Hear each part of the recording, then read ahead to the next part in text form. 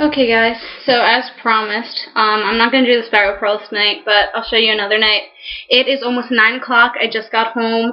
I went to work after school.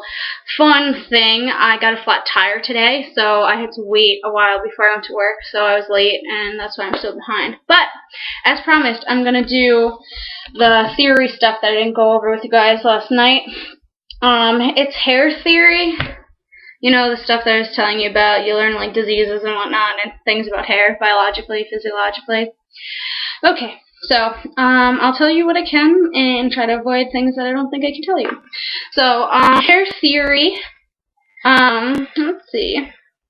The main purposes of hair are adornment and protection for heat, cold. Trichology, or trichology, however you want to pronounce it, is the technical name for the study of hair. I'd say trichology. Some people say trichology. Only the cells of the hair bulb are alive. The hair fiber or strand itself is not alive. Let's see. Hair bulb formation is something you guys will learn. The shape of the follicle, if it's round, the hair will be straight. If it's oval, it'll be curly or wavy. And if it's elliptical, it'll be really tight curls. Yeah, you learn about the hair root too. The root is what's under the skin, and the fiber or shaft is the part of the hair that you can see. It's outside the skin.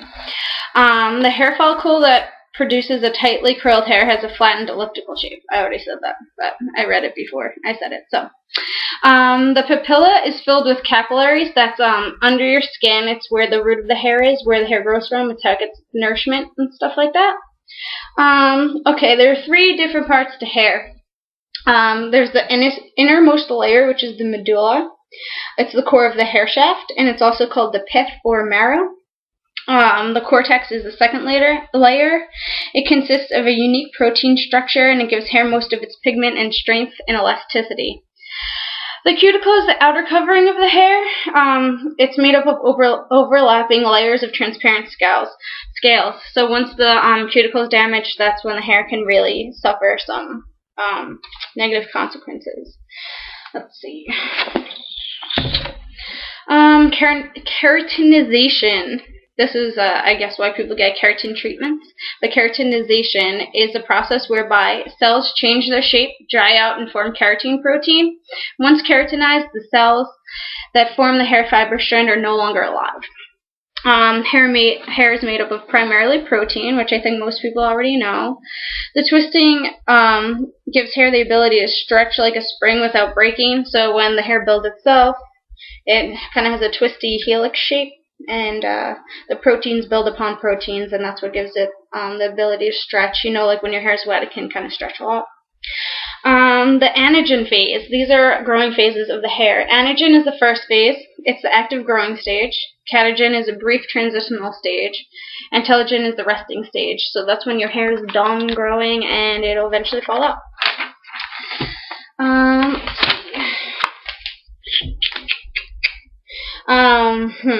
Hair structure and behavior. Some things that have to do with the structure or behavior of your hair are heredity, which are the genes that people inherit from their parents or other people in their family. But, yeah, it filters down through the generations, and you get them from your parents. The second factor is the environment. So that's weather, rainy, humidity, stuff like that. Any sort of weather can interact with your hair. Products and appliances. So anything you put on the hair, shampoo, conditioner, stuff like that. Let's see, appliances as far as curling irons, straightening irons, anything that you really use as a tool on your hair.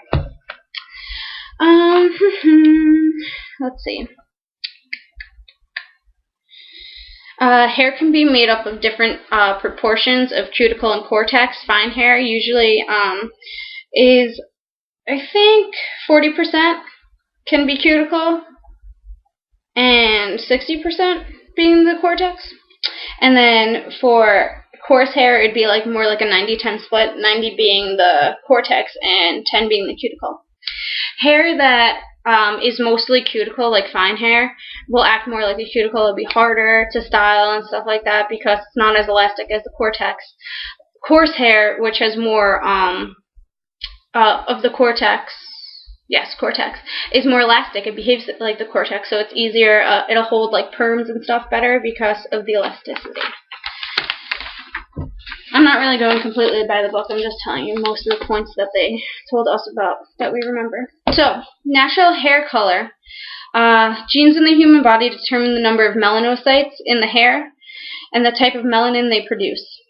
Melanin is produced by melanocytes, which are cells that exist among the dividing cells within the hair bulb. Let's see. Melanocytes that rest near the hair bulb's nourishment center, the dermal papilla, collect together and form bundles of pigment protein complex called melanosomes. And the size, type, and distribution of these melanosomes will determine the natural color of hair. So the different types of melanin that can be produced are eumelanin, which is brown or black in color, and pheomelanin, which is red in color. So depending on which you have, it's going to be more of that kind of color in your hair. When there's a total lack of pigmentation, that's albinism. You know, it's like when someone's an albino, they don't have any melanin, or they don't produce melanin in their skin or hair. Let's see. So you can determine the type and density of the hair. The degree of coarseness or fineness of the hair fiber is referred to as texture. The texture of coarse hair has the feel of wool, medium hair the feel of cotton, and fine hair the feel of silk. The density of the hair is judged by the number of active follicles per square inch on the scalp. Density is usually referred to as light, medium, or heavy. I'm pretty sure I have coarse hair. People might argue that because they say, oh, like, you know, black people, they have coarse hair, it's like woolly, nappy, whatever it might be. But I don't mean to offend anyone, but this is just like kind of the norm. But my hair does not feel like cotton on a normal basis. My hair is usually really dry feeling, and a lot of people I know who have medium hair, it's not like that. And the density is definitely heavy. It's heavily dense. Every single salon professional I've ever went to has told me, wow, you have a lot of hair. So, what I'm going by. We learned about porosity too. It's the ability of hair to absorb moisture, liquids, or chemicals. So resistant porosity, the hair is able to absorb the least amount of moisture. Average describes the normal ability to absorb moisture. Let's see. Extreme porosity it means the hair is not in good condition. It'll just soak up the water. It's just not good. And uneven porosity is a combination of two or more different porosities. That's pretty easy.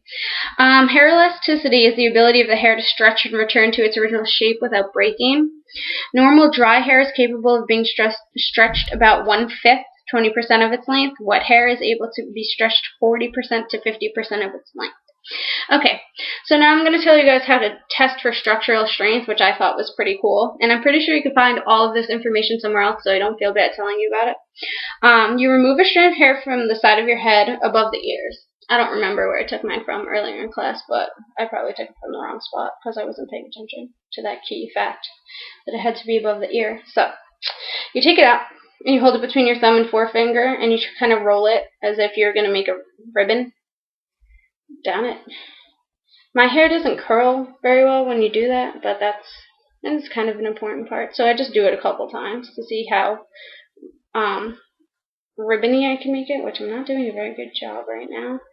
It's not fun because I have fake nails on too, and I feel like that's part of it. I know you can't see it, it's one hair, so it's kind of hard. So, let's see.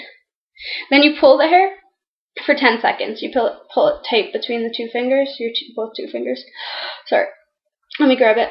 And it's 1, 2, 3, 4, 5, 6, 7, 8, 9, 10. And you see how well it springs back. Apparently, my hair didn't do a very good job. You probably can't see that, but it must be in weak condition. So, if it returns only 50% or less, it is structurally weak or needs conditioning. So, I don't think my hair is really that damaged. I might just not be doing this very well because my hair didn't curl very well to begin with. So, and it's also important to consider the effects of your climate. So, you're going to evaluate someone's hair, and obviously if the climate's more humid, then you're going to have different recommendations than if you live in a dry climate. Each hair strand has about 7 to 12 layers of cuticle scales. The cuticle layers protect the inside of the strand, which is called the cortex, which we did before. So, Friction, as in combing and brushing, is one way in which the cuticle